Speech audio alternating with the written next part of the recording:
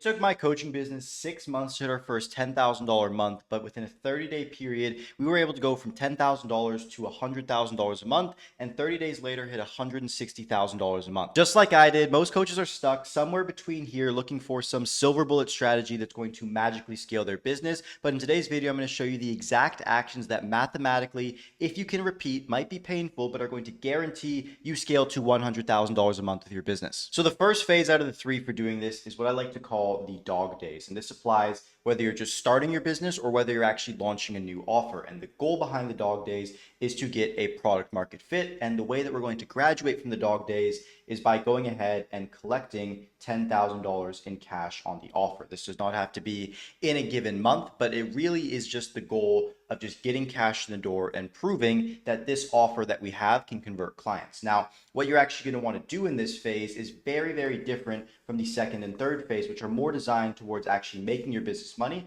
The only goal during the dog days phase is to just do things that are completely unscalable, but have the ability to actually prove out that what you're doing is legitimate. So in this section, we have things like referrals are very important during the dog days phase. The next thing is going to be network. And then the third thing below that is going to be Instagram. Now, the reason why I've outlined these three, and as somebody who runs a content agency and specializes in helping coaches scale on YouTube the exact same way that I did, you do not want to be doing YouTube in this first phase where your goal is literally just to prove out what your offer is. Again, you want to do the unscalable things and reach out to people on a personalized basis to go out and say, hey, I've got this thing. Is it actually going to work? If you try and commit to phase number 2, which is YouTube, or phase number 3, which is paid ads in this first phase here, before the offers actually made you money, you've proved out your initial kind of service delivery, what's going to end up happening is you're just going to be spinning your wheels,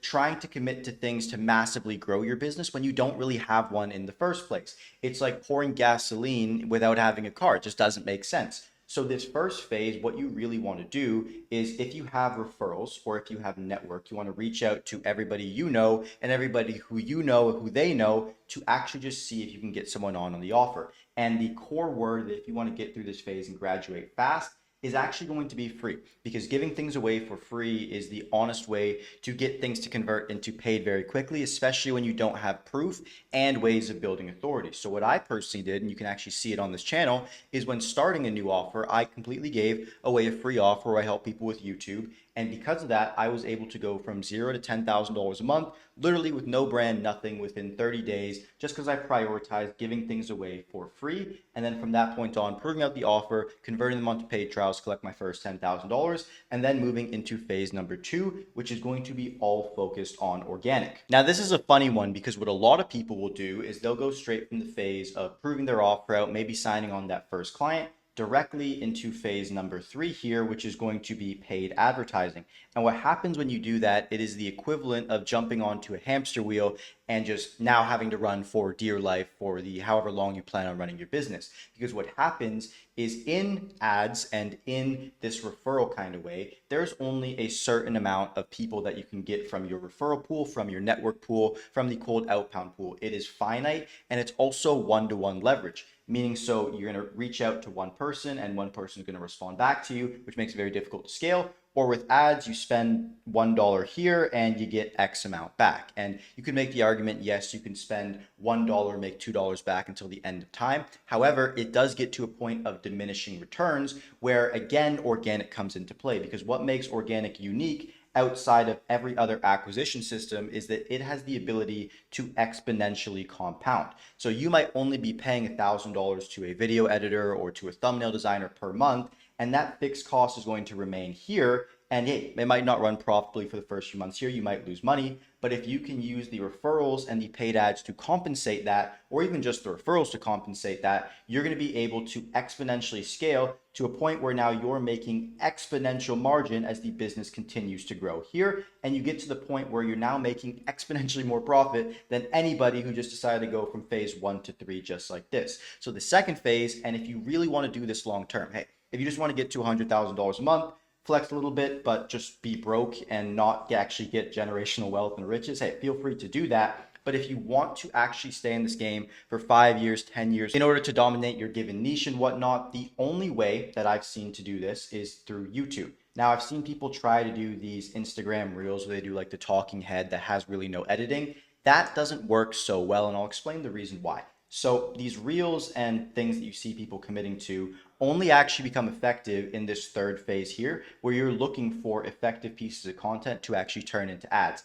Outside of that, reels are pretty crappy just as pure organic content conversion for a few reasons. The first one is going to be, well, A, you don't actually spend a lot of time with your ICP, right? So they might be only spending 60 seconds, 30 seconds with you. And when you factor that in, compare that to one YouTube video where somebody's spending 10 minutes, 20 minutes with you, it honestly just sucks in comparison on the time factor. The second thing is going to be the longevity factor. So a reel literally has a 24 to 48 hour lifespan, and beyond that point, it's done. It's just a archive, a fossil on your page, and you can't really do much with it. And then the third thing is that it also doesn't really compound into other pieces of content. It's very difficult to consistently stay on top of the Reels game for months after months after months after months. And it also doesn't immediately monetize because of all of these factors here. Whereas you can see on YouTube here, the people are spending a lot of time with you. And then in addition to the amount of time that they're spending with you, what's also happening is these people are actually beginning to build assets and build long-term trust with your brand and become subscribers that watch every single video. So YouTube is far, far more effective during the second phase. And really your goal is to take the pretty much free stuff that you're doing with people, the service layer that you're doing, and convert it into pieces of content. Begin to build your brand long-term, but then also set up a foundation for what's to come, and so that when someone lands on your page, they can see you're an authority as we move into the third phase here, which is going to be ads. Before I do that, I pretty much run a YouTube content agency where we take care of all the videos for coaches, and instead of pitching you, I'm just going to explain what we actually do for the people. So we do 3 times a week videos, and that's going to be on a Monday, Wednesday, Friday posting schedule. Again, because we're optimizing for time here and not views on the algorithm, we want our videos to be as humanly long as possible. I like to set a minimum, honestly, around 15-minute duration here. There is caveats to that depending on the strategy, but if you're in a more technical niche, you just want to make the videos as long as possible, go in depth as possible, cover as much information as possible. And then in addition to that, you also want to create what I like to call SEO concepts. So a lot of people will follow the typical YouTube trends and buzzword, whatever the meta is at the time. So I see a lot of people doing like the, hey, raw, just copy me, kind of crazy-ish YouTube titles. Those are not effective because they don't actually build long-term brand assets on your channel. If you're making more boring how-to style videos that are actually things people are searching for on YouTube already, what you're going to do is you're going to guarantee that the video actually gets you traffic, and then it's also something that continually gets searched, meaning that you're going to actually have videos compound over time. I'll throw it up on the screen right now, but I have a video that I uploaded about school funnels that might have started at I think around 1,000 views, and since then over the last 6 months consistently has gotten around 18 views per day and has now climbed to 4,000 views, directly attributing my business over $10,000 in new clients that it's brought on. And I made the video once. It took me probably 30 minutes to do. So that is the overall strategy with YouTube. And this phase here is something that you're going to graduate after you've gotten to the point where now you're consistently generating that $10,000 a month, maybe even higher if you do a really good job on YouTube, jump to 20,000-ish. But really, the point is that you've now got an acquisition system that, hey, might not be consistent, you might not be flooded in leads,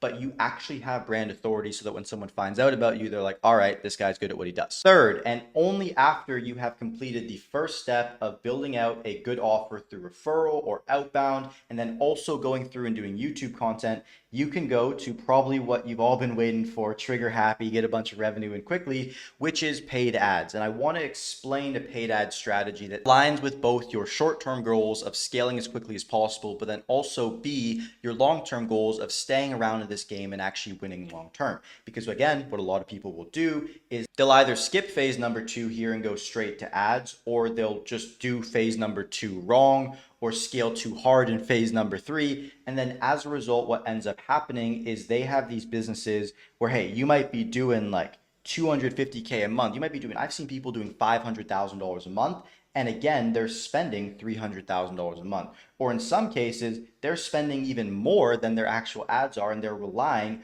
on their credit card conversion cycles in order to make payroll and make their ad payments. And you'd be surprised because a lot of the big dogs that you actually look up to in this space aren't making as much profit as some people who you might assume to be a lot smaller. And the reason why this is important is because there's a right way to do this. Now, when we're thinking about ads, again, when we want to scale, it's going to be a linear growing cost. It's not an exponential growing cost unless you're like trying to really scale super hard. Usually it's going to be linear with the way that ad accounts work and actually let you spend. So you might go from $0 in spend here all the way up to like $500 a day in spend here, but it's a linear growth. Now, what happens is there's cash conversion cycles of the customers that you're actually trying to onboard, which means that you might see returns on a basis of it going straight, a little bit of returns, and then one day it's going to pop. But again, you always have to be able to, within this period where you're not making money, understand that there's a cash conversion cycle depending on your offer. It might be 2 weeks, it might be 6 months. But understand that the money is coming. The leads are actually going to be converted that you got 3 months ago, 6 months ago, but it does take time to do that. And that's why the actual way that I've seen long-term to scale with ads the best is what I like to call hitting fixed cost KPIs and fucking staying there. So what's going to happen is if you decide, hey, in order to hit the goal of $100,000 a month, I need to be spending at least $100 or $200 a day. You're going to get to that $200 a day spend mark, and you're going to stay there until the rest of your business, the appointment setting, the sales, the product is at a point where you can hit the KPIs to actually have your revenue goal. Because what I see so often is people get results with their ads and then they get trigger happy and they keep scaling their ads. They don't say this like, no, let's just keep scaling our ads. And then as a result, they put so much pressure on the other aspects of their business that they don't actually have anything that works. And then as a result, the whole thing just falls and honestly just completely fails. And you see it more often than you'd actually know with a lot of these big creators that again fizzle out after a few years and whatnot. So what you want to do is you want to set a goal. You want to set an ad spend goal that you're going to spend, where if the rest of your business, your appointment setting, sales, your product is in alignment, you're going to hit that goal of $100,000 a month. And once you've set those numbers, you're going to hit that spend and you're going to stay there until you get the rest of those numbers in check.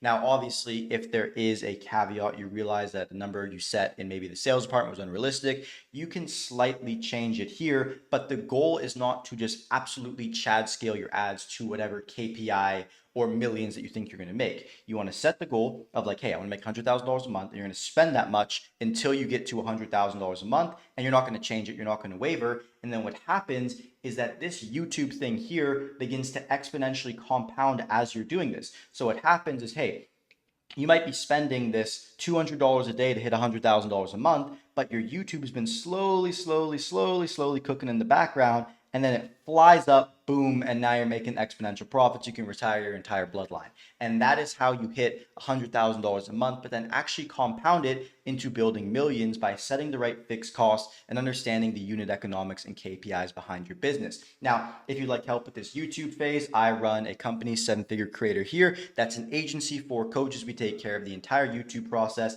to guarantee this exponential curve where you can actually get rich happens. If you want to actually speak with me, you can go ahead, schedule a call with me directly in the call in description. However, I hope that the value you got from this video is worth the time that you spent, and I look forward to seeing you in the next one.